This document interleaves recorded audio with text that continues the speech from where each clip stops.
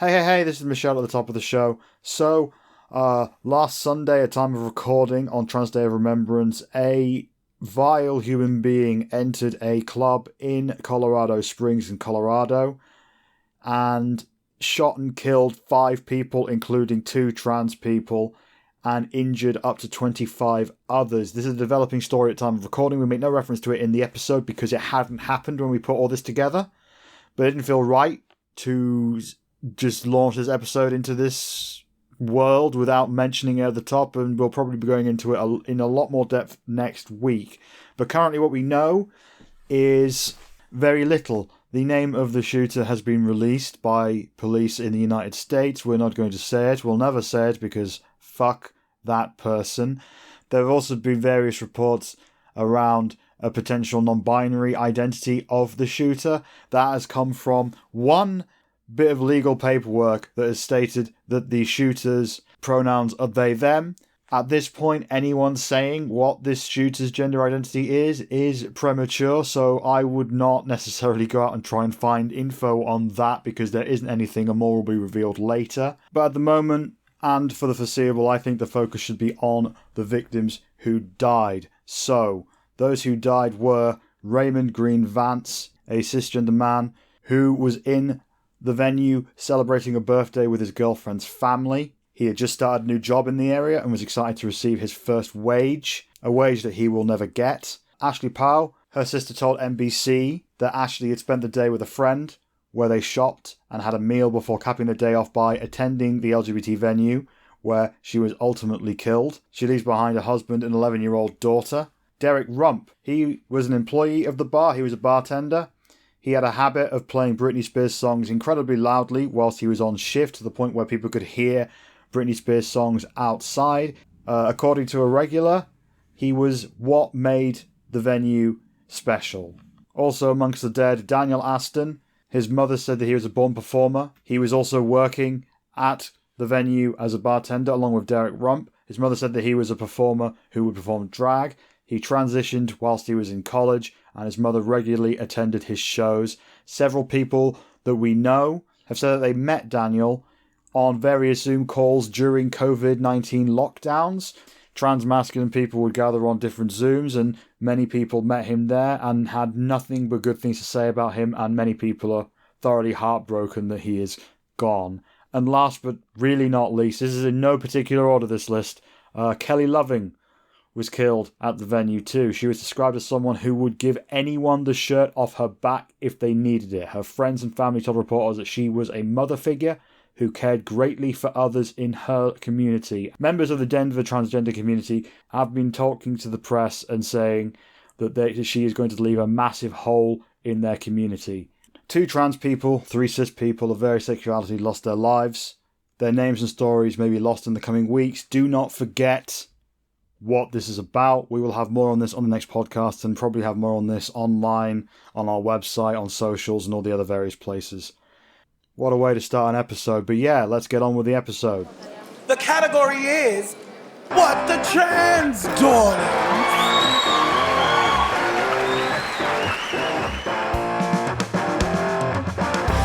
Hello, and welcome to What the Trans. What the Trans? Yes, it is. It is this again. Yes. We're doing it again. Yes. And we'll do it again and again and again until one or both of us are dead. I don't know why I opened that way today. Yes. That's a strange way to open a podcast. Talk about burying the lead.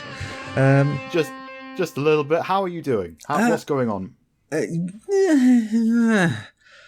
It's not been a great week, has it? So Michelle knows about this stuff.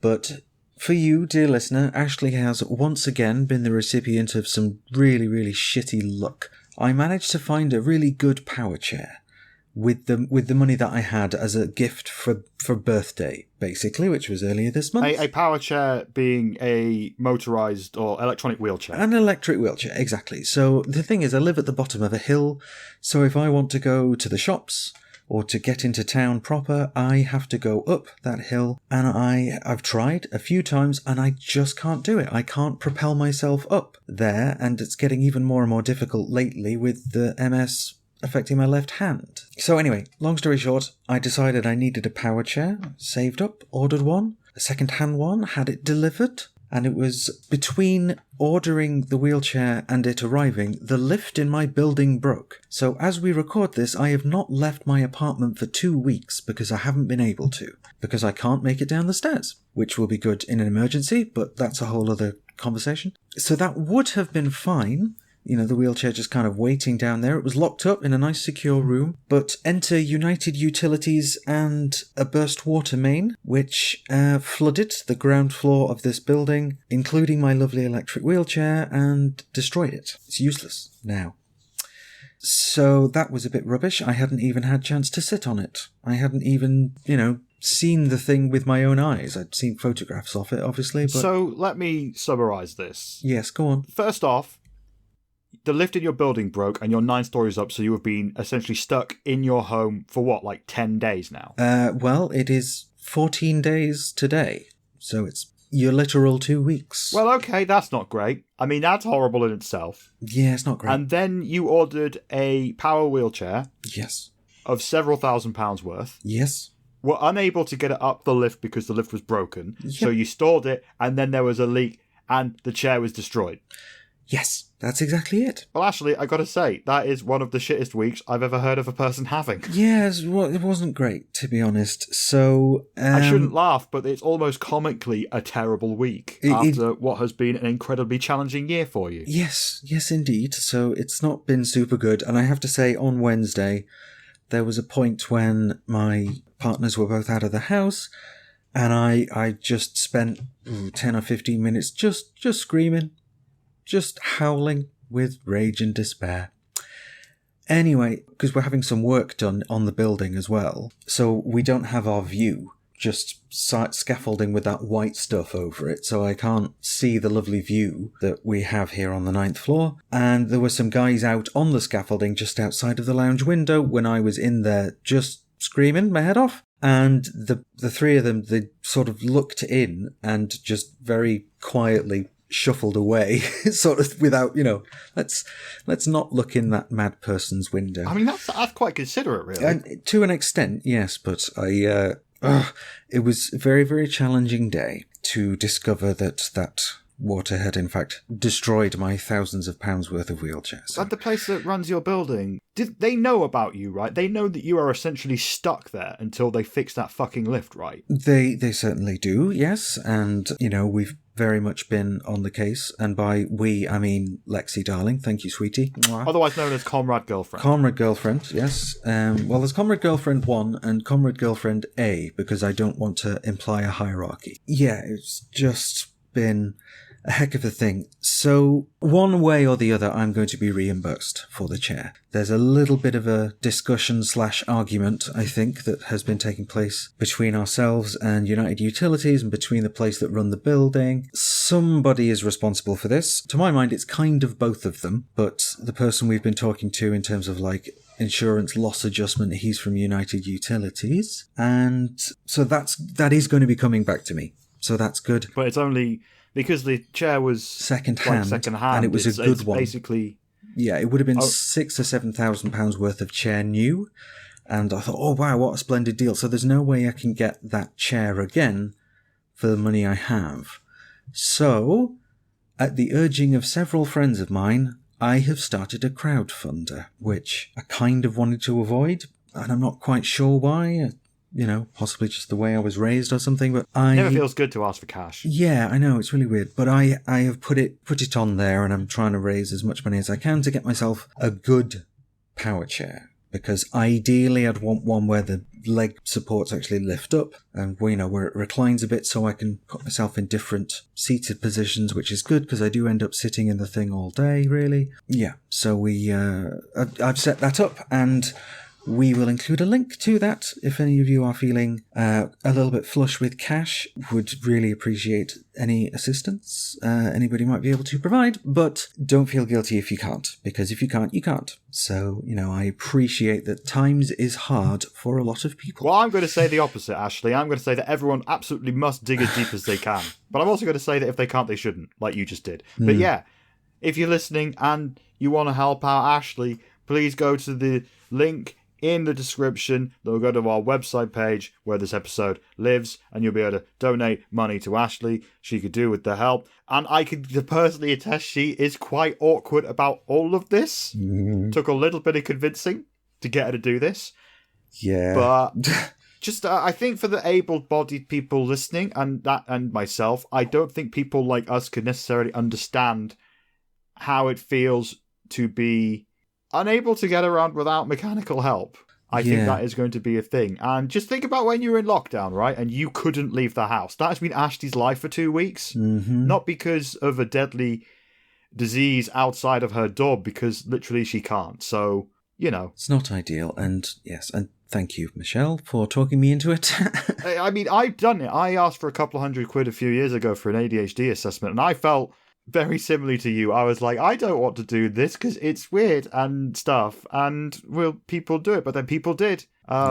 People want to help. Yes, indeed. And it started quite strongly, which I was amazed by. And that was just in my circle of friends, people I know on Facebook. Well, there was mostly, although there were a few from Twitter and stuff. But... Yeah, you raised about like £1,200 in the space of 24 hours, and your target is £3,500. Is that right? Yeah, but I recognise that target is quite a large number, and I'm just trying to harvest as much as I can, basically, so I can put as much money into getting a good wheelchair, because, it's kind of like a pair of shoes. You've really got to put the money in, or it's just going to fall apart real quick. Okay, so... I've just thought of something on the spot that I will absolutely do. And say to everyone listening, if Ashley's GoFundMe reaches its target before Christmas Day, I will do a Twitch stream, because we do those now. We do. Twitch.tv/whatthetrans. We usually have a show on a Sunday and a Monday night. The Sunday night show is like a news show, and the Monday night show is currently called the Dicking Around Show. We're probably going to change that because of the algorithm. But anyway, on one of those streams, if Ashley's GoFundMe reaches its target before Christmas, I will do a stream dressed up in a costume that will be voted on through our website and our social media. Ooh. I have a selection of awful costumes. And Ashley, you know this about me. I do not like doing costumes. You do not, no. I mean, I really don't. I lent you a hat once for a costume, and that was fine. So yes, that's about my level, a hat. But I will go full hog on this, on whatever costume out of a selection. So, let that be your impetus to dig deep and spend as much money as you can on Ashley's GoFundMe. Link in the description. Go do it. She's feeling way too awkward to be as shamelessly marketeering as I am being right now. But that's what my job is. You give her money if you can. And if you can't, don't feel bad. It's fine. But if you can't, do, because Ashley could do with being able to move around town. That's a thing. That'd be good. People need to do. That'd be good, but as you say, I feel super awkward about this. So let's move on, shall we? Yeah, shall we move on to some? Yeah, what's the stuff? Oh, for fuck's sake! Not the news. It's the news again. Yeah, it's always the news. Why do we do this to ourselves and indeed to the listeners? A bunch of masochists, the lot of us. This time we have some trans people doing a thing about something quite upsetting and sad. Yes. Content warning for descriptions of transphobia and references to transphobia and horrible things in medical care and the NHS and all that stuff, by the way. But the key thing here is that this is research put together by trans people. So shall we get into the story? Yes, let's do it. All right. So Transactual, a UK-based trans advocacy group, has released a report pointing out the glaring healthcare inequalities facing trans people in the United Kingdom. The comprehensive report, which is called the Transition Access Survey 2022, is built on the back of a survey Transactual put out and was responded to by a very diverse group of 1,183 trans and non-binary folks. There was like 33 different gender identities listed, so we're talking about a pretty wide swathe here. Yes, indeed. Yeah, the cohort of respondents featured trans and non-binary folks of all ages, ethnic identities, gender identities, and levels of disability, and whilst there was a slight overrepresentation of white and younger trans and non-binary people, it is safe to say that Transactual did a very good job of gathering data from across our very, very diverse community. So what has this report revealed? A lot of things that many who have been through or currently are waiting for trans healthcare of some description will not be surprised about at all, and some things you might be surprised at, so let's get into it. So according to the numbers, black and people of colour experienced longer wait times on average for NHS gender identity clinics, with white respondents on average waiting an astonishingly long 588 days, whilst black and people of colour on average waited for an even longer 641 days. Now, we reached out to Transsexual to try and get some kind of explanation as to how and why this would happen, apart from the obvious, and they told us that we don't have the data to give us a clear reason for the longer waiting times for BIPOC people. Medical racism could play a factor. We know that trans BIPOC people are more likely to experience transphobia too, but it also could link to other social and geographical factors too. We want to look into it more. But that is not all. Wait times for HRT prescriptions after actually securing a first appointment, whether on the NHS or privately, were, on average, 25% longer for those with disabilities, neurodivergences such as being autistic or having ADHD, and those with a mental health condition. Which makes up a lot of those who were polled, with 72.5% of respondents saying that they were disabled, were neurodivergent, or had a mental health condition. The report also contrasted wait times between NHS services and private services to get to the stage of prescribing HRT to trans patients, and guess what? Private services were of course much faster, to no one's surprise, with the average wait for private prescriptions being 113 days, whilst the average wait for HRT from the NHS via a GIC was 325 days after a first appointment. The interesting thing was, in regards to receiving HRT bridging prescriptions from a GP directly on the NHS, which is where a GP prescribes hormone replacement therapy to a trans person whilst waiting for a GIC referral to actually happen. According to the responses, the average wait time was 170 days, so maybe more GPs should actually fucking prescribe HRT to people. Yeah, what a crazy idea that is. If only there was somewhere that was actually doing that. More on that later. The report outlined that the vast majority of trans people have had to wait years for access to healthcare through the NHS, whilst waiting months for private healthcare, which goes some way to explaining why 25% of respondents reported that they were doing so currently or have self-medicated in the past. So, what about how these waits affected the respondents?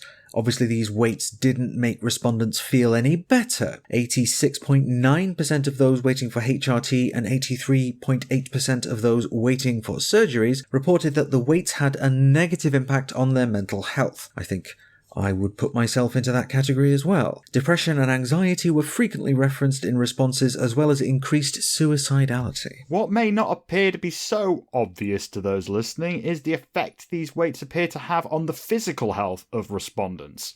78% of those waiting for HRT prescriptions and 62% of those waiting for surgeries reported that the wait had an impact on their physical health. The reasons given for this were the stress of waiting, pre-existing mental health conditions, and pre-existing physical health conditions which were exacerbated by all of the other stuff together. One example would be a transmasculine respondent who was noted in the report, who responded saying that there was a worsening of his epilepsy as a result of the stress and the anxiety from waiting. Also reported by respondents who were saying that there was a physical effect on their health were the consequences of chest binding over longer and longer periods of time, and this probably goes some way in explaining why masculine identifying trans folks were more likely to report negative physical outcomes from waiting. So maybe if people like the Daily Mail and all those fuckheads want like trans people to stop binding, maybe they should get to fucking yanking those chests and stuff faster. Just a thought. Just a thought. Interesting way of phrasing it, but yes. So I was trying to think up a way to phrase it in a way that wouldn't be dysphoric for people, and I almost certainly failed. Apologies for that. It's alright, just yeet those things off. Anyway, so long waiting times and shoddy services from the NHS are harming trans people. Shocker. Something many of us will have already known, but the fact that black people, people of colour, and disabled people, and neurodivergent people, and those with other mental health conditions having to wait longer may not be quite so known. The reasons for these delays, I think many can take a stab at, but to know for for sure will probably take some more research later. So Transactual, based on these results, included a list of recommendations for the NHS that will almost certainly go unread by those who need to read them. These suggestions include improved data collection, reviewing existing service specifications, increasing mental health support for trans people on waiting lists, getting more GPs to prescribe HRT and at least understand the rights and needs of trans people, and increasing the number of surgeons who can actually carry out the surgeries. So, that all seems like fairly straightforward things to me, but what do we make of this, Michelle? I mean, Transactual, they're out there doing the goddess's work, and I thoroughly approve, but as we've said, some of that is stuff that is no surprise to any trans person. Yes, and I mean, I haven't asked Transactual entirely why they put this together, although they did reference that in the report, but it doesn't sound like a lot of people are doing this kind of research. That people aren't necessarily too focused on the suffering of trans people in the NHS and even in private healthcare, as a recent video by Abigail Thorne, which you should check out on her Philosophy Tube YouTube channel, went into great detail about. But yeah, I think what says it all about this is that, according to the research I've got it open in front of me, fewer than 1 in 10 of the respondents out of all of them who had been referred to an NHS GIC after 2018 have yet to have their first appointment. That is astonishing, right? Like, that is... So you've got the evidence of all of these long waits. You've got all this evidence of negative health impacts and all this other stuff. And yeah, it kind of sucks. It just totally blows, doesn't it? That is, yeah, there's not really a lot more to say. It's just the situation is horrific. But the thing is, you've got private healthcare, which is faster, right? I mean, that's clearly what the case is. But also costlier. Yes, the report did go into a lot of depth about how essentially trans people, on average, if they go private, have to pay like over £1,000 a year. Bloody hell. On like HRT, and that can vary because of some places which may offer a prescription model, which is essentially ripping people off. There are some places which you have to pay a lump sum all at once, and that can be prohibitively expensive. And when it comes to private healthcare, a lot of the time in the UK, you're paying that premium all at once up front to be treated by the same people who already work in the NHS gender identity clinics. That's a thing that people don't necessarily think about. Like, if you look at a place like Gender Care, right, and you go down the list of all of the different clinicians they have there, it's the same people that work in Charing Cross or the London Clinic or whatever the hell it's called now, you know? It's the same people. Yeah. Like, same speech therapist, same nurses, same clinicians and psychologists and all sorts of people in some cases. Like, so the way it seems to work is the NHS is clearly not up to snuff, and if trans people use it and go on a waiting list, they are actively putting their health at risk by doing that. So then they either go to the same people and pay them a whole bunch of money up front, or they go to other places that charge a premium over a subscription model maybe, or in other ways, or may not be necessarily as, well, may not necessarily be as accessible as some may think. So you've got this racket. It sounds like a racket. Either use the place that might really harm you and fuck you up, or go to the place where we're going to charge the earth.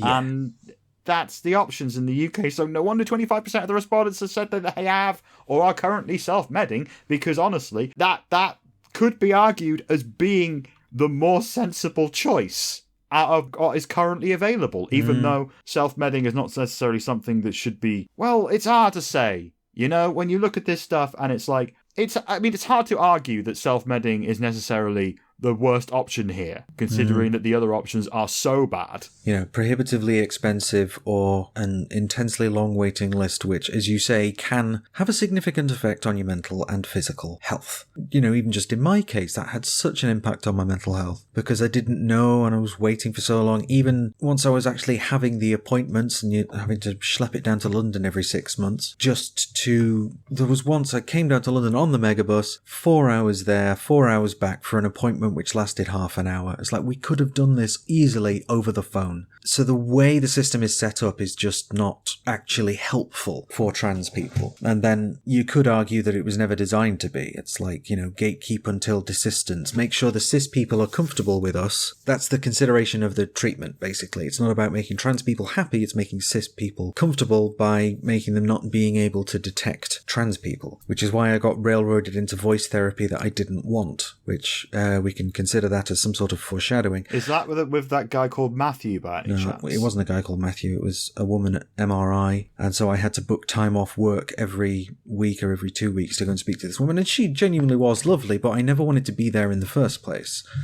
And of course, by saying, look, I don't really want this, I'm sorry, I've then, there's no way the NHS can then reapply that funding to something else. If you say you don't want it, it's like that's the model they've got. And if you don't want it, fine. You just kind of lose out on it. This is one area which the research doesn't necessarily go into, which the report doesn't go into, that even when you get into the NHS system, it kind of sucks. Yeah. Well, it took forever between the appointment and actually receiving my hormone prescription. Yeah, it took over a year after my first appointment to get HRT. And it took 12 months for it to be confirmed that I was getting it. Yeah. I had my first appointment, then I had my second appointment a year later. And then it was another 4 months waiting for them to write the fucking letter to my GP telling them to do it. Yeah. 4 months in the admin thing. And this was just before wait lists started to creep from 2 years to 3 to 4. Yeah. I was one of the lucky ones because I got in after a year because I live in London, and I got a phone call from them saying, hey, so someone has cancelled. Do you want to take the appointment tomorrow? And I was like, yes, thanking my lucky stars. But yeah, once I got into that, being inside a JIC fucked me up. Yeah. Absolutely fucked me up. I think I've said this before on the podcast. I was told that I wasn't allowed to get hormones unless I came out to my whole family. Yes, indeed. Which I had already come out to some parts of my family, but those parts of my family were very much telling me to never come out to other parts of my family. It was a horrific fucking nightmare, and I was there being like, right, shall I do healthcare, or shall I go to war with my family? Yes. And I recently, a couple of years ago, I emailed them being like, is this the policy still? That you have to basically get permission from your family before you get HRT, before you get healthcare. And they were like, yeah, that's still the case because we need to see the commitment. And I'm like, how much more fucking commitment do you need? I'd sat through 20 hours with a psychosexual therapist asking me what I think about when I masturbate to get here, all right? Anyone who got through that, you should fucking give them HRT on the door, quite frankly. Yeah, pretty much. But, that was a rant that I keep having. Because that really fucked me up. But anyway, I don't want to scare people off too much from getting the healthcare you need, because I've heard that things have improved considerably since I was in it. But also, it's no surprise to anyone that the NHS sucks for trans people, and private healthcare places, whilst faster, come with their own problems. Yeah, but there are other ways of doing it, though, because there are a couple of essentially new gender clinic things which do things in a kind of primary care model. So it's not, bottlenecking everything going through the admin and it has to take 4 months to go through, because it's not one overworked and very small team of administrators. It's kind of farmed out across the NHS. On the point of primary care, mostly to GPs and such. So there's one of those. You're talking about places like the Indigo service in Manchester. That's exactly what I'm talking Trans about. Plus in 5016 Street in London. Exactly. They have one in Liverpool and they have one, I believe, in Birmingham as well. Is that right? Yeah, I think so. Yeah, if it's not, might be wrong about this, but yes, larger cities that are. We might say not traditionally supporters of conservative governments. I think that's a very charitable way of putting it. Who have decided, fuck this, we're going to do something else. So, Indigo have been working through essentially the backlist of people who have been waiting the longest for clinics in Leeds and London and so on. And Indigo has taken that workload from them for people who are resident in a greater Manchester. So, I think that rather than centralising everything and making sure everything goes through a very small number of hands, it's actually, let's, give everybody the basics and show everybody the process, and we'll get some healthcare a little bit quicker. So that's the hope. I'm led to understand it's good and it's working. Yeah, I mean, I guess it depends on what you believe trans healthcare should be. Informed consent. Abigail Thorne, in the video I referenced earlier, she came out in her video saying that these new clinics are essentially like a miniaturized version of the same thing that has happened before. So they may be faster, but, well, I get the feeling that Abigail Thorne at this point is very much for the total liberation of trans healthcare, in that we should be able to just get it straight away from our GPs and there shouldn't be any clinics at all. Like, we should be able to go to a GP and be like, hormones, please. And they're like, absolutely, here you go. But that's... Like they are with cis people. And that is a compelling argument. But that's what Indigo is about, though. It's saying it's empowering GPs to be able to prescribe these things. And just the system under which it works is, Indigo. But to say the Indigo has a clinic in the same way that Charing Cross does is a misnomer, I feel. Well, I think their point was that basically you have to go to your GP to get referred to a clinic, right? Yes. You have to go to a GP to get referred to Trans Plus or Indigo. So there's still a potential way and potential roadblocks and potential bottlenecking and stuff maybe in the future, because it's essentially kind of the same model, only once you get there, it is considerably faster and operating on a more informed consent model, but you still, according to the video, which I will put a link to on the website and in the description so people can watch it and just for themselves if they haven't already, but I think it's safe to say that most people listening have seen this video by now. Indeed. I think her point was that, not to spoil it for people who haven't seen it, is that it's essentially the same model, whereas... I don't think it is. I'm sorry. I disagreed with that conclusion when she drew it. Well, the comparison she was making was with, like, if you go to a GP because you are depressed, you get antidepressants, you get treatment, or you get referred on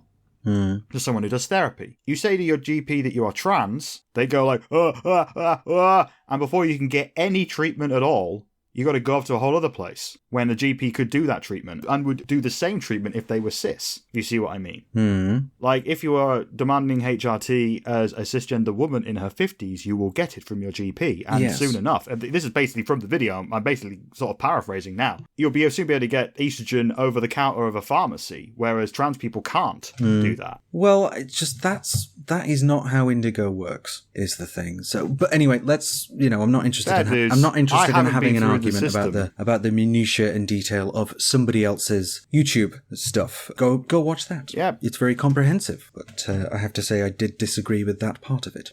Anyway, on we go. This whole thing is it's a lot to deal with. It's a lot to think about, isn't it? Particularly when the trans community is as embattled as it is just now. Yeah, but it's like the big discussions that happen tend not to be around, like, the healthcare angle, apart from with the kids. It's like trans youth, according to much of the UK media and so many other people, trans kids should maybe not get any at all, or get some kind of conversion therapy maybe, or just be like, right, are you sure? Are you sure? Are you sure? For such a long time. That seems to be what many cisgender people in the media are pushing for. But mostly, nobody's really talking about the provision for trans adults and the issues there. Whereas it's all about our legal recognition. And of course, we'll be reporting very shortly on Scottish GRA reform again, very shortly today. But it's just so weird how over the last 7 years of this moral panic, it's like the focus has been like the fictional idea that our presence in places and our legal recognition is dangerous to women and children. But the fact that there is an absolute scandal going on in NHS healthcare for trans people, it's like they're fine with it. Just like that is how it should be. It should be multi-years waits and terrible, terrible healthcare outcomes for trans people. Doing it, that's the right way. That should be how it is. Trans people must suffer in order to get healthcare. And that is fucking gross. Yeah. But anyway, shall we move on to the next thing? Because you have the update from Scottish GRA reform. Indeed, I do. Simply because there was quite a lot to go through here. We're just going to do a quick update on the Gender Recognition Act reform in Scotland. Because last time we reported that the Gender Recognition Reform Scotland Bill had passed Stage 1 in the Scottish Parliament, and now they would begin Stage 2, amendments to the bill. This was expected to be a very long process, as every transphobe and ally would attempt to either water down or enhance the bill in some way, and everyone was right in saying that because over 100 amendments were tabled. So during Stage 2, the Equalities, Human Rights and Civil Justice Committee have been going through and voting on which amendments will go through to the final stage of this process, where the whole of the Scottish Parliament will finally vote on whether this becomes a law or not. Now, so far, they have only gone through maybe half of the amendments, but the big change was a change in the so-called reflection period for under 18s from 3 months to 6 months. Now, we will of course have much more to report next time, but if you want to follow this, the next meeting of the Equalities, Human Rights and Civil Justice Committee, where they will go through the rest of the amendments, is happening on the 22nd of November, which you can watch live at scottishparliament.tv. We'll put a link for that in the description as well.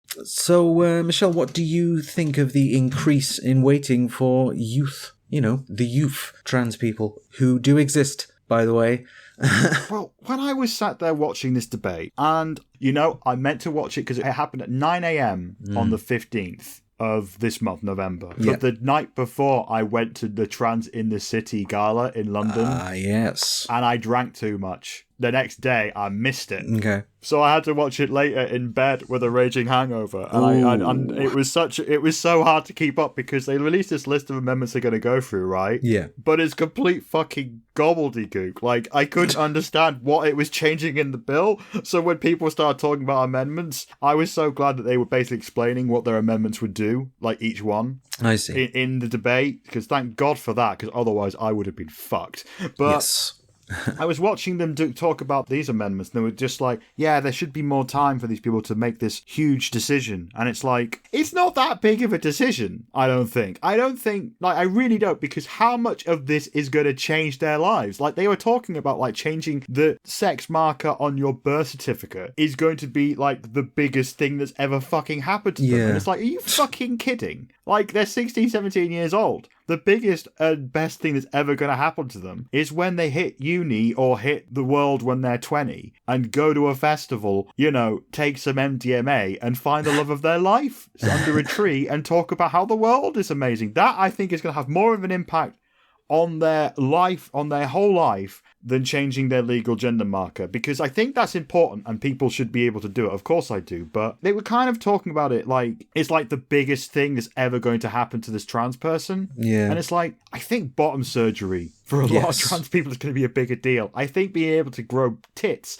or have chest parts removed is going to be a bigger deal, It just felt so weird to me watching these cis people pretend that, like, this was the biggest moment of a trans person's life, where getting your legal gender marker changed kind of isn't. It's kind of been anticlimactic for a lot of people who have done it. Yeah. So there's one thing I feel I do need to point out is that during this little debate part, there was one person, through the whole thing, there was one person who was speaking sense, and that was Maggie Chapman from the Scottish Greens. She was there, and for a lot of it, I was there thinking, oh, great, I'm watching more cis people talk about trans stuff without any of us being in the room. But when watching Maggie Chapman speak, I was like, yeah, she's clearly spoken to a fuck ton of trans people. Like, she clearly has, because everything she said, I was just like, yeah, that sounds like something a trans person told her at some point. Like, I don't know, that's the vibe I got. But she was the only person who voted against, like, extending this reflection period. And the reflection period itself is bollocks. Yeah. Because to get to that point, like, the reflection period in the new gender recognition reform Scotland bill, it's where you basically go to the registrar, I think is what it's going to be called, or, like, sometimes it's called the sheriff in Scotland, I think, to apply to change your legal gender marker. And then they say, okay, you now have to wait 3 months if you're an adult. And it was going to be the same for, like, under 18. For people who are between 16 and 17. They've extended that to 6 months, so now it's like, right, you've now got to come back in 6 months after you've thought about it for a bit. And it's like, why? Do they honestly think that someone's going to go away and be like, oh, you know what? No. I don't want to do this. All right, thanks for your time. Bye. Yeah, anybody that's got to the point of actually making that application has thought about it a lot already. So that kind of reflection period it's just patronising, and it's entirely, throwing a bone to people that think trans people are just making it up. So yeah, that's a bit annoying. But then, in a sense, like, they are getting further on gender recognition reform than we are here in England. So, Yeah, England, it's kind of been binned. It might be a thing in Wales. Still waiting to hear about that stuff, but that was a thing that the Welsh Senate essentially announced ages ago. It's going to remain to be seen how they deal with that, because England and Wales is kind of under the UK government when it comes to this stuff, whereas for Scotland, it is a devolved area. Yes. So I don't know how it's going to work out, but that's what many in the Welsh Senate want to do that. So, keep your eye on Wales. Let's see how that turns out. This is a weird thing, because GRA Reform Scotland bill as it stands now, is going to be an improvement. Unambiguously an improvement over the status quo, but it will still involve barriers put in place by cis people who probably on some level, and this is complete conjecture, I don't know this for sure, but I have a feeling it's because deep down on some level they believe that being trans is bad. So they want to make sure if somebody is going to be trans that they've really thought about it, because being trans kind of sucks. I mean, that's the thing. Yeah, pretty much. That's essentially what it comes down to is, and it's, the old model of healthcare, trans healthcare, if that exists, but was basically, in some places, depending on the clinician, was gatekeep until desistance. Gatekeep, tell them no, until they just give up. And I think a lot of people, particularly here in England, thanks to the various scribblings of some insane, froth-mouthed, swivel-eyed lunatics who are in charge, seem to think that trans people aren't actually real and we should just, we don't need to bother about it, because they're just making it up and there's not many of them anyway, kind of thing. At least Scotland is taking more of a progressive stance and trying to improve things. And it's good to hear about Maggie Chapman, who's obviously listened to trans people and actually incorporated our voices into what she's talking. And speaking of our voices... Ooh, I like that segue. Yeah, that was very good. Yeah. I mean, I don't want to sound too congratulating, just be like, ha ha ha, how good we are at podcasting, ha ha ha. But I was genuinely impressed with that. Well done. Yes, there was I was been thinking about that one all morning, so I thought I'm just going to go for it. Oh, yeah, okay. So today we are going to be looking at voices, voice training, how we sound. Now, this area can be a particular sore spot for many trans folks, as our voices are one of the tools we use to navigate the world. How we ask for another drink, how we tell our teammates in some video game to get fucking moving, or how we signal to our sexual partners that we want more, faster, harder. But how does one go about changing their voice if they want to? How does somebody change their voice to be more in line with how they see themselves, how they want to be heard? Well, Shroomy and Alex from our team here at Blood the Trans went to find out by talking to Charles Armstrong, a researcher, medic and linguist from Crammed Voice Lessons. So let's play the tape on that and see what he had to say. Yeah. So Charles, do you want to introduce yourself and tell us briefly about what you do? Yeah, hi. I'm Charles. Cram Voice Lessons, aka me, also offers training for voice acting, for singing, for anything that requires modulation of your voice. But right now, our current main focus is trans voice, because those are the students who tend to show up the most and be the most committed and dedicated. Because when you think about it, like, trans voice is the only kind of voice you do like all the time for life. Yeah, sort of like something you have to use every day as a thing to get on with your life, isn't it? In a way. So with that, I suppose it's, for example, I think I'm looking into voice training myself, and of course I'm looking for the trans femme voice training. Did you want to give us a bit of a crash course in how that sort of works out, or what it's like on your side for that? Yeah, so my trans voice approach for both feminization and masculinization, and for androgynous voices, it usually just involves moving your voice more from how it would be assigned typically, like in the opposite direction. So if you have a typical AFAB sounding voice, you would masculinize. If you have a typical AMAB sounding voice, you would feminize. So it's essentially the same curriculum. But first, before I even go deeply into that, full disclosure, I am cis. I am so sorry. But I've been teaching trans voice. Yes, I am a cis man. I fully accept any kind of pronouns people want to use, but people typically would use he, him for me, as long as you don't like mistake me for being trans. I don't have any problem with people thinking that like I'm trans in and of itself, but I don't like to take up space in communities I don't belong to. So use any pronouns as long as like you don't trick people into giving me space meant for trans people. Anyways, so it's okay, I forgive you for not being trans. That Trans allies for the win. I still have not forgiven myself.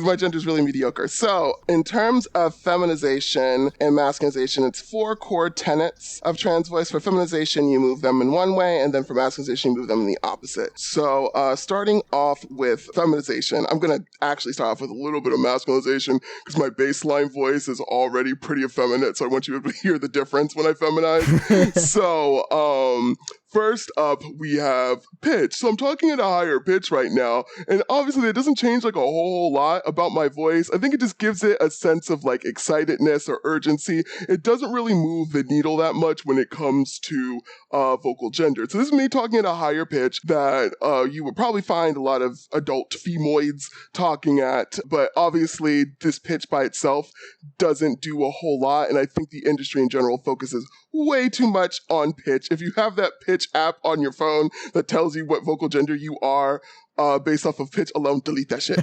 So it's very unhelpful to hyper-focus. Wait, sorry, did you say you were talking higher? You went lower though. Yeah, no, I'm talking higher in pitch, but my voice is more masculine than the default. Only my pitch is higher. Oh. See, that's how little it changes. So like before I was talking, like, do you see how my pitch is lower down here, but my voice is like back to sounding how it was before? It sounds lower to me, but I don't know. I'm kind of a noob, even though I like singing, but I don't know any theory. I just open my mouth and sound comes out, and sometimes it's correct. Yeah. So this is me, like, at my baseline voice, what I was talking about before. This is my, like, a lower pitch. So if I hold one of the pitches that I'm talking at versus I was talking up here before when I was doing the mask voice, Okay. Do you hear the difference in those pitches? Yes. I can hear it now. higher- I think it's because you went down before you started talking about it. That's why I get confused. Yeah, so I made my voice more masculine so you could hear the difference when I started doing feminization. So my Okay. pitch went down for a little bit. That's what I am talking at right now. So once again, I'm going to masculinize my voice. I haven't moved my pitch up yet. I've just made my voice a bit more masculine doing other things with my voice. It's still around the same pitch. But now I'm going to take the pitch of my voice up higher. Do you hear now that my pitch is higher? You can definitely tell the difference. Yeah, like I sound maybe like I'm trying to be nicer or a little bit more emotional or something, or excited or something, as opposed to like if I talk down here. Do you hear the difference? Like this is a lower pitch. And then this is me talking at a higher pitch. Okay, so this is me talking at a higher pitch. As Shrew just proved, it does not make much of a difference.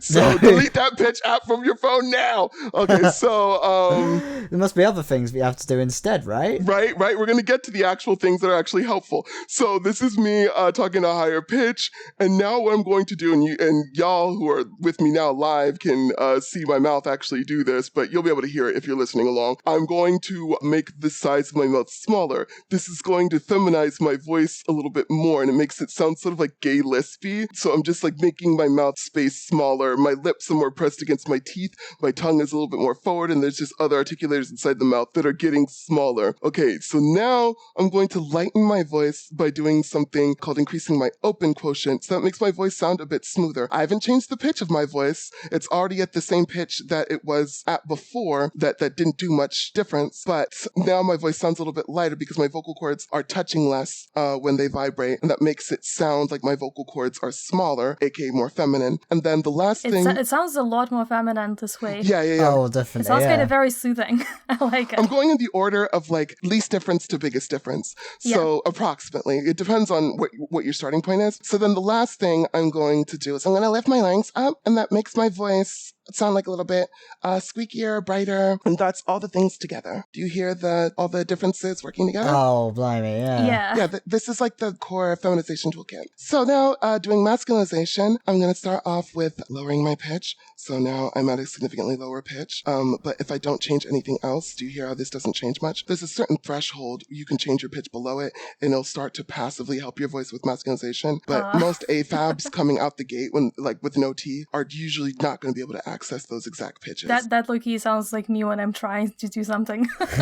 Trying to do masculinization, just like trying to... Yeah, just exert trying to effort. go like, try to be like this. So what you did just now... It sounds really wrong. Yeah. No, what you did just now is a lot more effective than what I'm doing currently, which is only pitch. Oh. You lowered your larynx as well, and we'll get to that in a second. So you actually did something Okay, that's I don't know what I'm doing. lower pitch helps a little bit, but as you can hear by itself, so I'm getting like too frantic, and I'm talking at a higher pitch. So this is me trying to talk still at a lower pitch, but everything else is still feminized from before. Now what I'm going to change is I'm going to get a larger larger embouchure. So I'm going to talk with a larger mouth shape now, and that should hopefully make me sound a little bit more butch. And then I'm going to get a higher close quotient, and that is going to bring this like steely buzziness back into my voice. And then lastly, I'm going to lower my larynx, and that gives this kind of like yawny, bigger, bassier, boomier sound to my voice. So all those things together are voice masculinization, which is just the inverse of feminization. Oh, exactly. So lower larynx, make the vocal cavities larger so that you can essentially... Yep. Yeah, as you said, it's sort of like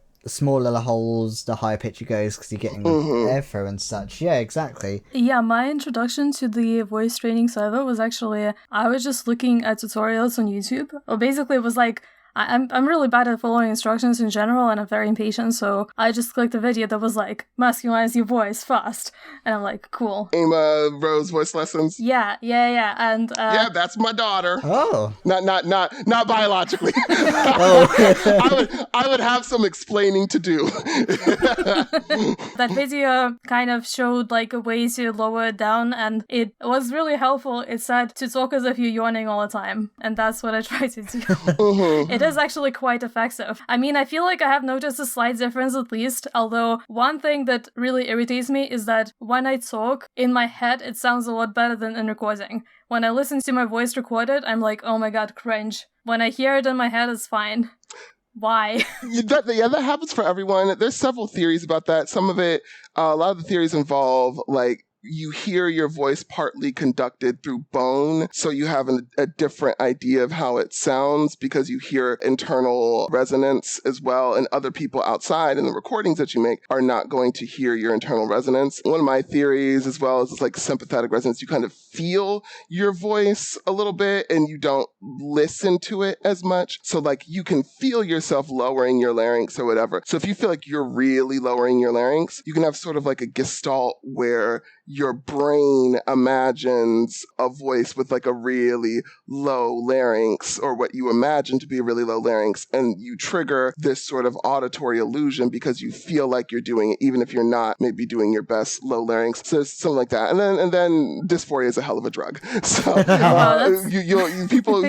people hear themselves wrong all the time just because dysphoria is a demon. The yawning, the low larynx and yawning connection is probably what you're talking about. And like I was saying earlier that like, oh, you're doing more masculinization than I am right now because you were doing larynx and I was just doing pitch.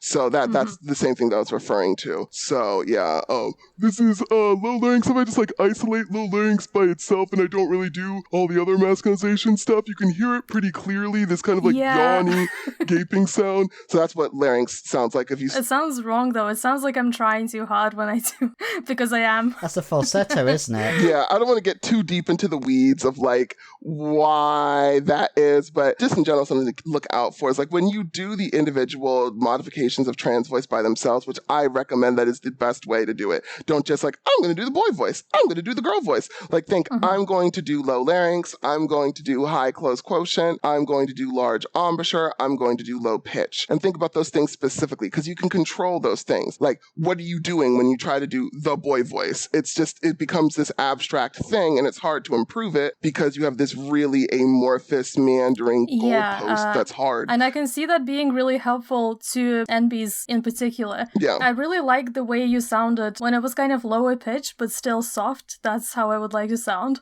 But that's hard. Lower pitch, but all the things were still relatively femme. Like when I kept the stuff from feminization, but lowered my pitch. Yeah. For MBs in general, I would still recommend like learn all the things. Do it as if you're trying to do like a binary vocal transition. And then once you have control of those things, you can pull it back. So you mentioned earlier about the bad voice. Avoid just looking at your pitch and such. There was like a whole situation of trans voice, like where there's some bad stuff coming on around that, right? So in terms of the stuff that commonly gets people, there's the pitch app. Let me clarify a little bit with the pitch app. It's not that I never want people to track their pitch. I just don't want people to use an app to track their pitch that only uses hertz, because scientific notation is way better for understanding, because we don't hold like a single pitch. When it's like, oh, my voice is at 175 hertz. Well, I'm not doing well enough because my voice is only 170 hertz. If you understand how pitch works, you can understand that's a negligible difference. So scientific pitch notation. So instead of saying like however many hertz, you say like an A3, which is the average average adult female speaking pitch, or like an A2, which is like an average adult male speaking pitch, you can see like, okay, if I'm like 2 keys away from this or 2 keys above this, 2 keys below this, you can keep a good general idea of, am I staying around this pitch? Whereas with hertz is sort of like multiplicative. So you have to be like, okay, well, how many fractions of 12 do I multiply by in order to understand if I'm still within the allowable range of the pitch range I'm trying to speak at? It's universal though. You can say like 1 key or 2 key, but you can't say like 20 hertz. Like, oh, you have 20 hertz of wiggle room. 20 hertz if you're speaking down low is like half an octave. 20 hertz if you're speaking up pretty high is like barely a couple notes. So if you don't want to do all this extra math, which I sure as hell don't, you should probably invest in scientific pitch notation. So that's another thing that I see that goes hand in hand with the pitch app thing, is that people tend to glom on to hertz, but it's harder to tell if you're in the approximate right range with that. And then with the readout of this thing, it says like, oh, I'm androgynous, I'm feminine, I'm masculine. Those pitches aren't even, I find, from at least from what I've seen, and I try not to see a lot, it infuriates me looking at the app sometimes, but from what I've seen, it doesn't even seem like it's necessarily accurate to like what ranges AFABs and AMABs actually speak at. And then even if it were, it shouldn't be giving you a vocal gender determination solely based on pitch alone, because as you saw... It's more than that, exactly. As we heard. Yeah, Kai didn't even like notice my pitch change at first, yeah. So yeah, I guarantee like most people on the street, if y'all are here listening for the pitch change and can barely hear it, I guarantee you most people on the street, the pitch is not going to make a whole lot of difference to them. As you said, don't focus on the hertz, otherwise it'll hurt more and be rather painful. That's my slogan, hertz hurts. So you mentioned surgeries and you mentioned like just bad voice training practices, so we'd be interested to learn more about that. Okay, so a quick preamble. There are other things that like sometimes like trans people in good faith will disseminate that aren't the best ideas. And I think just in general, I think sometimes people figure out voice for themselves, and in an earnest effort to help other people will sometimes like, it felt kind of like this when I did it, and all they have is like a sample study of one. Like, oh, it felt like this when I did it, therefore you do X, Y, Z. So there are some like, just because like the advice comes from a trans person who successfully modified their voice doesn't mean they always know how to directly teach it. However, I would trust them a lot more than I would trust the industry, because the industry is messed up. Now that I've gotten that out the way, the industry is messed up. Cis people are way worse when it comes to trans voice, and they're making so much money off of so much bullshit. So where do I even start? I guess the surgeries, that's the last thing I remember you asking about. So the surgeries are generally fucked up. Let's start, I guess, with the feminization model, because there's more attention just overall. This is a motif that you'll see throughout trans voice. So much more attention differentially is paid to feminization than masculinization. But because there's like at least like 5 different surgeries out there. I don't know necessarily the proper names of each one, but I can sort of describe what each ones go through. There's glottoplasty and shaving type ones where they will reduce the size of your vocal folds surgically. There's several ways of doing this, but the goal of that is to basically, it pushes you to a higher pitch, but doesn't really do much else. And it also tends to be pretty injurious to the voice. Like there's long recovery times. I've heard like upwards of 6-month recovery times for some of these like glottoplasties and stuff. And they only address one aspect of trans voice, and it's the least important aspect, pitch. Like you might get some passive gains to doing quotient. So like say if you're feminizing and I'm speaking a little bit higher up in pitch, but I haven't gotten a higher open quotient, so it still sounds relatively masculine. But if I have a higher open quotient, now that sounds significantly more feminine, but your mileage may vary in terms of being able to do that. And there's also a lot of side effects with these things, like your vocal cords not being able to fully close properly, which can lead to your voice kind of sounding like this for a pretty long time. And even if you sound more feminine, your voice sounds very conspicuous. And I would imagine most like trans people, especially ones that are trying to go stealth, they don't want a very conspicuous voice of like, oh, your voice sounds kind of funny. Like even if it passes, you don't want people constantly interrogating your voice, being like, oh, you sound sick all the time. So that's my rant against the main plain voice surgeries. And even if you do those, you still are going to have to do behavioral modification. That's what some people seem to not be telling you, is that even if you do the surgeries, you're still going to have to learn behavioral modification to change larynx and embouchure and all those other things. And if you look at the literature, it says that. But I think a lot of people are under the mistaken assumption that like, oh, this surgery will fix everything. Like, yeah, it might put pitch on autopilot, so you don't have to think about it. But honestly, for most of my students, pitch is one of the easiest things in terms of like, people will sometimes not be consistent with it. They'll forget to do it, but it's not physically super hard to do for feminization for most people. Like most AMABs can access the range of AFABs when they talk. AFABs do not talk that high on average. I have a question actually based on this. Well, it's kind of obvious to people who know how transition works why there may be a lesser focus on like transmasc voice training, because transmasc in theory could just take testosterone and then have the voice lower down. However, what I'm interested in is, even if someone does take testosterone, do they still benefit from voice therapy in terms of like wanting to, I don't really like the word passing, but like either to pass as male or to sound a certain way. And then obviously there's also people like me who are not too keen on hormones but still want to sound differently, so that's kind of why I got into this whole thing. I figured I would try it out and see what I can do, like what sort of the limits are to my natural voice, and then if I'm still not happy with it, then I could consider it. There is this common misconception that testosterone will do all the work. There's a little bit of a parallel with the surgeries that are done in feminization, how they only act on the vocal cords, and you still have to do the behavioral modification of larynx and embouchure in order to complete the package. So similarly with masculinization, if all you do is T, you'll have some effects on the vocal folds. But if you take T after a critical period, which most people who are transitioning do, you're not going to get much of the changes with your larynx, and your skull shape is like not going to change. Oh, it's about skull shape too. Yeah, a little bit. Interesting. You can simulate that with embouchure, but obviously like T is not going to change your skull shape to give you like passive mouth shape changes. I hope no one just gets super dysphoric about that. It's okay, your skull shape is perfect. Yeah, it's not something that like even people, at least when it comes to voice, the stuff that we're talking about is like not stuff that people can necessarily like see a whole bunch. So like the back of your mouth or whatever and how like wide or narrow that space is not something that people are generally like staring at. I've known some people on T who had like a really sort of quote unquote passing voice, and then I've known some people who, despite taking T, still sounded feminine and were like unhappy about it, which is why I was curious whether something like this could be like something to think about even for people on testosterone. Also, at the same time, I have heard from some trans women that unlike what you usually get told that estrogen doesn't do anything for voice, that actually it does a little bit.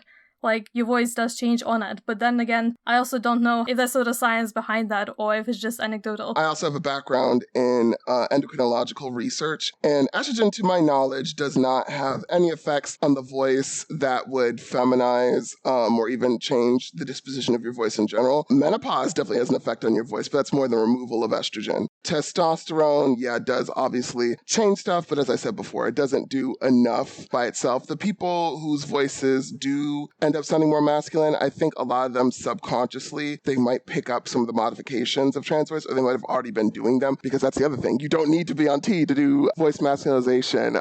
When we get to the flux of my server and stuff, I'll talk about it a bit more in depth, but there's chances to hear people who aren't on testosterone doing masculinization. A lot of them are doing really great work. As you said, you've got a Discord server, haven't you? And we do a lot of trans voice training as well as trans singing, trans voice acting. We're even trying to get H-Trans D&D game started. We've had one. I think we had one in 2020. Yeah, I think we did one in 2020 or maybe 2021. I think it was 2020 into 2021. But yeah, we're looking to revive that. So if you are interested in doing trans voice and D&D at the same time, definitely hit us up. Where else are you going to get that combination?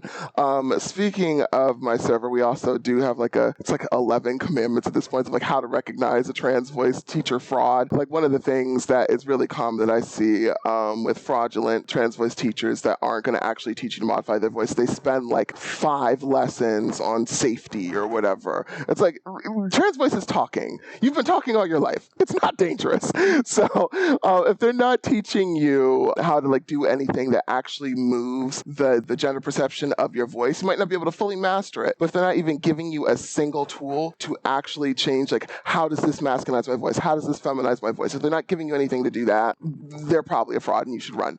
So there's there's that and other commandments of like how to recognize fraudulent voice teachers on the server. We also have a fair amount of shadow lessons where I'll teach paying students and people can come in and listen for free to those lessons. And we generally do Q&A sessions after those as time allows. And in our max incarnation, like we have everybody active because sometimes like Ama just started college, so she's not teaching as much. But we'll, at our max, we have like 4 teachers sometimes. They'll be cycling through doing lessons and stuff. So there's usually a lesson or 2 or 3 every day that you can go in and listen to and hopefully learn, even though it's not the lesson that you're paying for. If you do want something where you are actively participating, we do have workshops. We've just restarted those, so you have to get back to me on the time for that. But Mondays, sometimes Thursdays, sometimes it's up to Ama, and she's dealing with college, so I'm gonna let her figure that out. But I also host a Trans Voice Lounge on Saturdays, and that runs from 20 UTC to typically 22 UTC. I think it's like 10 or 11 UK time, if I'm not mistaken. Yeah. But we'll let those poor sods who are listening figure it out instead of us, right? right. Yeah. Your mileage may vary. We are looking to expand, so hopefully if more people come to these lounges, we can like deputize people to run their own, so we can have people running stuff in time zones that are accessible to more different people. But the way Trans Voice Lounge works is we have a democratically elected topic that people will talk about. that people will talk about during the lounge, and every time you go to talk, you do whatever the trans voice drill of that week is. So we alternate between like either raising and lowering your larynx or doing a high open quotient and doing a high close quotient. Yeah, so joining that one of those lounges was actually how I met Charles, and I can attest it was fun. It was also really awkward, but I enjoyed it. We talked about queer headcanons and fandoms, and it was kind of a social experience as well as a training session, so it was fun.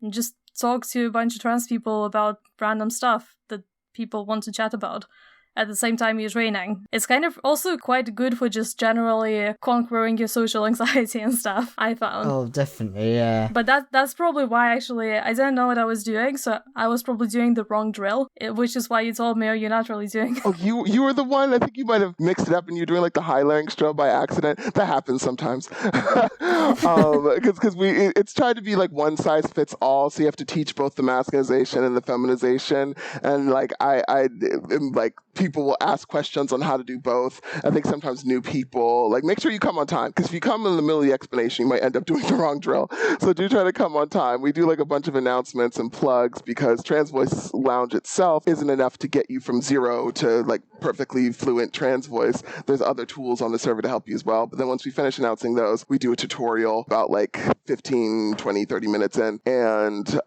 make sure you pick out if you're working on feminization, make sure the drill that you're doing is the feminization drill. And I'm very curious what made you get into it, and also generally what your background is, since you mentioned also endocrinological research, which sounds really interesting. So yes, I have a really weird, disjointed background. My 2 loves in life are biology and linguistics, and most of my interests are like professionally are things that fall somewhere in between those. So voice falls between biology and linguistics. Like linguistics tells you what kinds of sounds the voice can make and what kinds of impacts those sounds have on people. But then biology teaches you like the mechanics of like what anatomical realities contribute to those sounds. So it's helpful to understand both of those when you are going into voice. That's how I got into that. But I have a bunch of other like educational backgrounds in biology and linguistics that don't really have a lot to do with voice. I also have a degree in biology, actually. Oh, cool. A specific kind or just biology generally? Just generally. I do like languages as well, although more from a practical standpoint. I just like learning languages. I don't really like the theory. I just like learning words and understanding text and songs and talking to people and things like that. Yeah. Thankfully, I'm from a country where we speak a bunch of languages in general, and it's kind of like, if you don't speak like 3, then who even are you? Right. Weak. Pathetic. Right, yeah. Who even are you? American? I think because you're exposed to like multiple languages since you're young, it's easier to learn them, and they do start teaching you really young as well.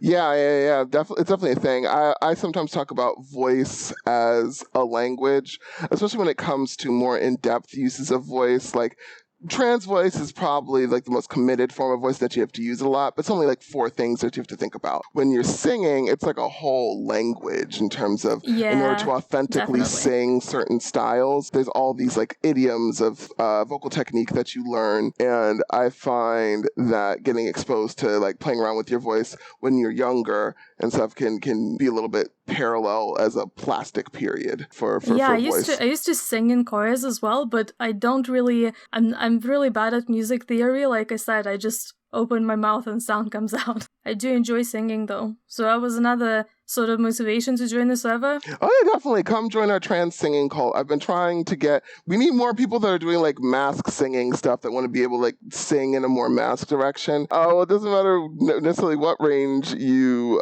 do. You are cordially invited to sing at the Linguistics karaoke that happens right after the Trans Voice Lounge. So like after Trans Voice Lounge has been going for 2 hours, we'll often switch over to karaoke and it'll be some of the same people. And there's like 2 or 3 people that will come and do masculinization pretty regularly in singing, so you won't be alone. So I would definitely, if that's something you want to play around with, definitely come out to Linguistics karaoke. So yeah, I guess how I specifically got involved in trans voice sort of found me. I think it says something about the state of trans voice that I didn't realize that was a thing that people wanted to do. I thought you either didn't care, which is totally fine. Like if you don't want to like perform vocal femininity as a trans woman, like you're not lawfully obligated to. But I didn't realize that there's also a population of people that wanted to, but couldn't figure out how. I think that's a lot of people, yeah. Yeah, the conversation about it seems to be like so stifled because a lot of the people that when I first started doing trans voice, a lot of the people that I told about it didn't even know that was a thing that they could do. It was just like trans people that I happened to know that I was like working with usually for singing purposes. That's actually how I met Ama. I met her when she was just playing around with singing and stuff and just mentioned, oh, by the way, I'm trans. And she started talking about how she didn't like her voice, whatever. It's like, you don't have to stick with that voice, right? And she took to it very quick, and now you see today my golden success story. But for every story like that, there's people that are just not even aware that trans voice is a thing that you can do, and you don't need hormones per se. I mean, take hormones, like knock yourself out if that's what you want, but you don't need hormones for voice, and you don't need surgery for voice. You don't need to do anything necessarily super duper expensive, and you don't need to spend a bunch of time safety training for it. It's something you can dive into immediately. So yeah, once I discovered with a couple singing students who ended up being trans, then that is how I sort of propagated and advertised for just doing trans voice in general. And it's really self-sustaining. Like I don't have to do a lot of active advertising now. It's just like I do lessons and people come and listen in. If they want to do a lesson, that's great. If not, at least we're like spreading the word. And I'm glad to have people like you and other people in the server who are willing to inform other trans people about their options, because there's a lot of people out there who don't know. Just like a really small question, but does crammed voice lessons stand for anything? The CRA is my initials, Charles Robert Armstrong. Oh no, my government name. And then MD is, some people think it means medical doctor, and I don't stop them from thinking that.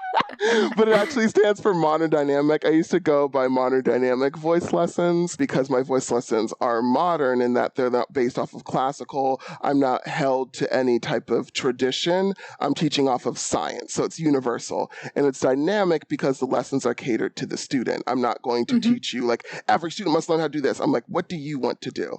Okay, well, it sounds like the things that you want to do involve doing this, this, this, and this. This is how we learn how to do this, this, this, and this. A lot of voice lessons are like, well, you have to do this in order to do it like the right way. Like if you are safely doing the voice that you want to do, that's right.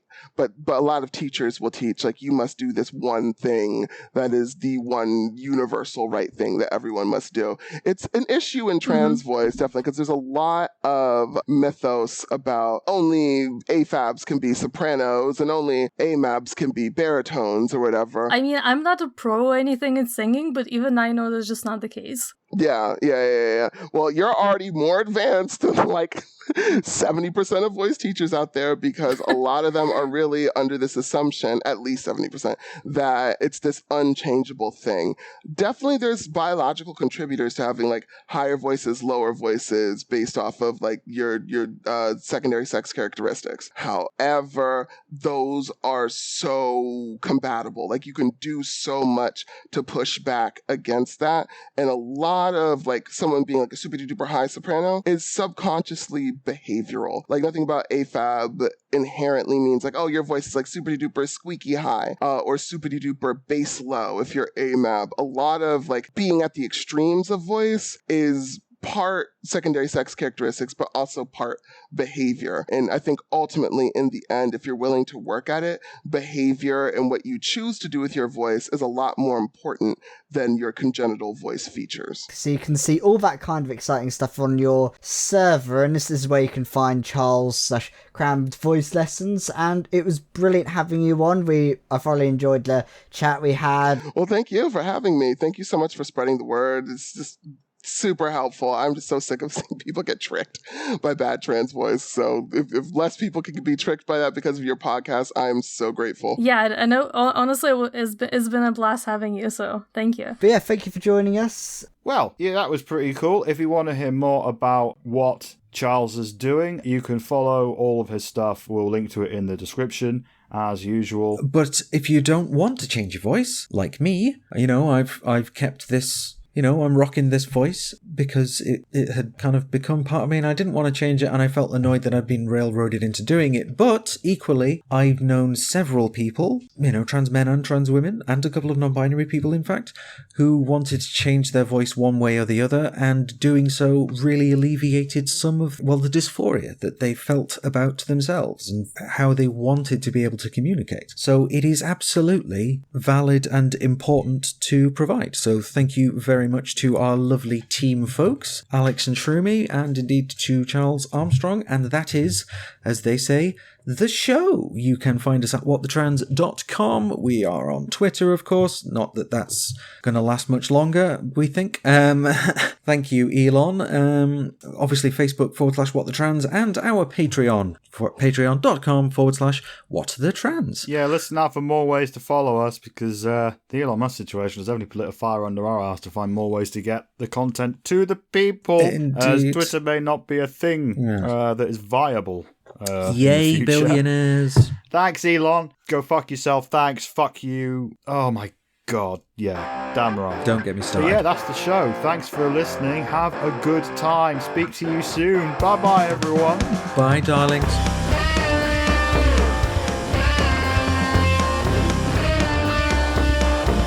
This episode of What the Trans was produced by Ashley Talbot, Alex Shroomy, and Michelle Snow, and was edited by Ben Swithin. And we'd especially like to give a nice shout out to our producer level Patreon supporters, who are Heidi Reardon, Ezra, Sophie the Sixth, Lentil, Philippa Taprock, Ramona Martinez, Aletha Aurora, Chagall They Them, Clara Villamy, Amelia, Kara the asexual turf buster, and her trusty sidekick Jiggly Jubs. I just ran into Kara on Mastodon. We'll talk about that after, sorry. Yes. Candy Cox, Zeph, Fiona McDonald, Torikuso H, Murgatroyd, Claire Renshaw, Ontologically Unjust, Stevie Lang, Stella, Michaela Irish, Syndagosa, Rebecca Prentice, Crazy Richard, Dan Oblivion, Georgina Young, Ty Griffiths, Florence Stanley, Riley, Helen, Chrissy Jarvis, a dyslexic velociraptor feels blessed at witnessing the Spookmaster General's stunning performance. Nick Ross, Alice Chalkley, Melody Nix, Fiona Punchard, John, Lynn McKay, Nick Duffy, C.B. Bailey, Gordon Cameron, Peter Kimball, Wen River,